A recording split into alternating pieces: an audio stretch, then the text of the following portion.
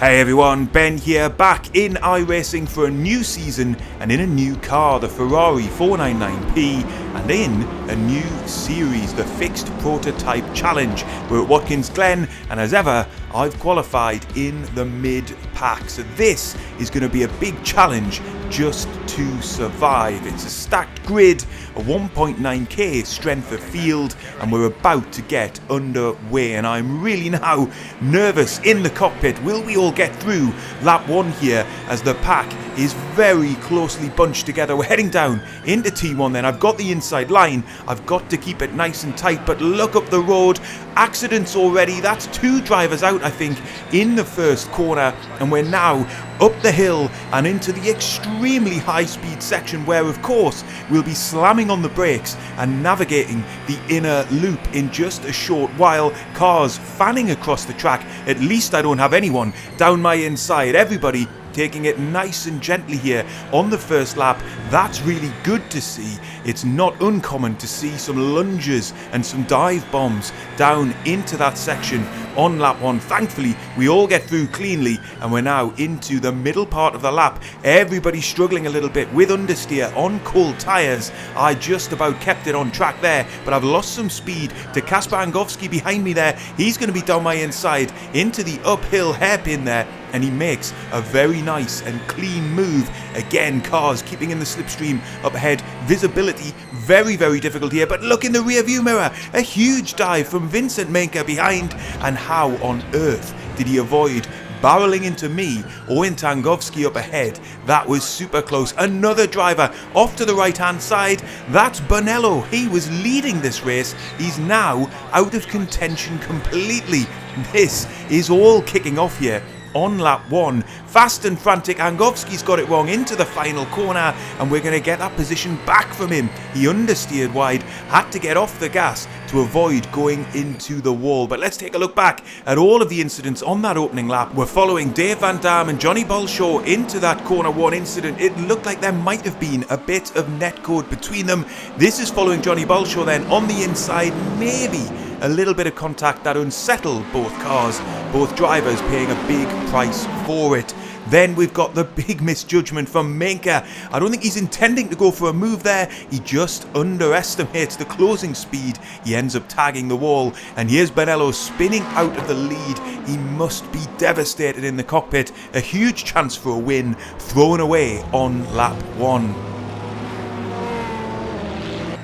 Back to the live action then on lap 2, and I'm running in P7, close behind Borja Martinez up ahead, and with Ruben Gomez and Kasper Angowski in close attention behind.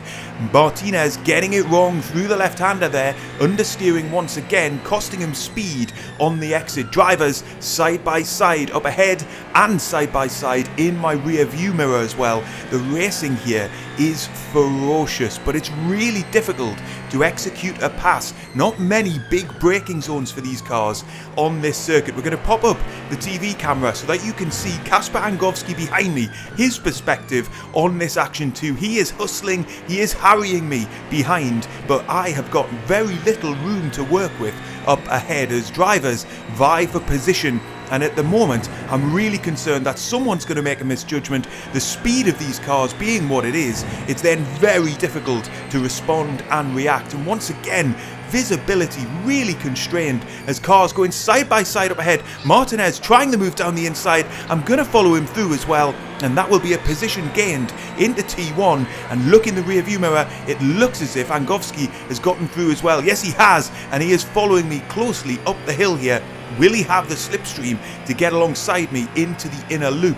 Well, we're going to find out. Actually, it looks as if I've gotten a better run through that section of track. I'm able to take a tighter, more aggressive line than Martinez up ahead as well into the chicane, and we are all super bunched together. Once again, Angowski just closing in. He's really nose to tail here behind me. He's going to have a little look around the outside. Yes, he is. He gets later on the brakes. I keep a nice tight line there. That's going to give me an advantage on the exit, but I don't think he's finished yet. He's going to have another go down my inside here. Just sticks the nose in. I'm going to have to give him space alongside me here on exit, but again, we're going to get the power down earlier. That's going to give me the exit that I need to hold on to the position, but I've dropped about half a second back from Martinez up ahead, who is fighting with Marcel Biega for P4 in this race. Super close and frantic racing here as we get up the hill through the very tricky left-hander again. Super difficult to get on the gas early there because the car will be unsettled. The rear can rotate and your race can be over pretty quickly. We saw that on lap 1 from the race leader Bonello, but here we go again. I'm going to pop up the TV camera once more because this action is about to kick off good and proper here. Is Martinez lining up a move down the inside? They've made contact and we just about avoid it around the outside. I had to take the off track. We're going to rejoin right into a pack of cars there. We're 3 wide here, climbing up the hill. I've got to keep it nice and tight to the curb there, afford the drivers on my outside the room that they need. I've also got a slowdown penalty, but I'm not really thinking about that at the moment. I'm just trying to avoid creating a huge accident into the inner loop. I've dropped 2 positions as a result. That's super unfortunate, but thank goodness we got through that incident without ending our race. Angovski behind me, not so lucky. He makes a big bit of contact. It wrecked his steering and he was essentially out of contention. That's how close we came to a race-ending move there. I just avoided him on the outside and we managed to live to fight another day. One final look at it here then. It just looked to me as if Martinez was too optimistic down the inside. Realistically, that was never going to work, and unfortunately for him, that's his race ruined as well. We rejoin the live action then on lap 5, and I'm following Darius Badain closely behind here. I've got a little bit of a gap to Felix Nilsson behind, but he's definitely interested in joining this battle too. And then Marcel Biega is up in P5. It looks as if I've got the slipstream here on Badain, but I'm not going to be close enough realistically to make a move down into the inner loop. You really have to be all the way alongside in order to execute anything into there. And once again then, we're stuck in this position where I think Biega is probably the cork in the bottle here, but getting past in these cars on this circuit, really difficult. You have to really push and force a mistake from the drivers up ahead to create a little bit of room, and then you can capitalise. Of course, the prospects of making a mistake are ever present when you're racing this closely at these kinds of speeds, and so you've also got to be mega alert for that as well. As we get into the right-hander again here, then get down into second gear and then quickly back up into third. Both drivers up ahead there, vying for position here. Oh, and look at that, Badain locks up. He manages to keep control of the car.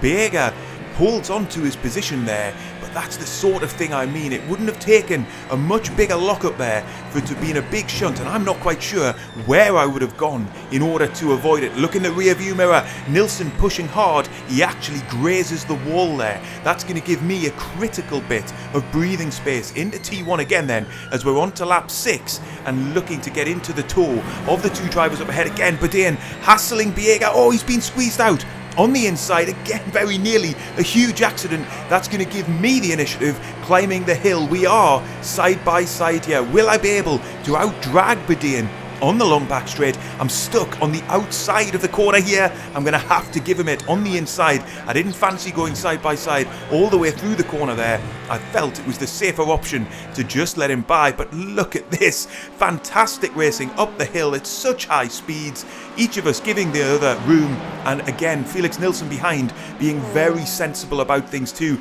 He looks like he's trying to get a run on both of us here, but he doesn't excessively challenge into the inner loop. He knows that if he does and if it goes wrong, then we're all out of the race, so we all live to fight another day. And again, we rejoin the live action on lap 6 just later on the same lap, and Nilsson has dropped back a little bit. I've managed to extend the gap there by over half a second, but the story is a very familiar one up ahead with Badain hassling Biega and myself in close proximity, looking to pick up any of the pieces if I can and get up into P6, if not P5 as well. That looks to be the best result that's on the cards today. The top 4 have cleared off here as we've been stuck in traffic and things are getting really aggressive up ahead now. Look at that, Biega defending to the inside, Badain trying to follow him in the slipstream, and again they're super close to making more contact there. I had to check up in the braking zone. That has brought Nilsson right back into play. This is again a 4-way battle for P5 as we climb the hill.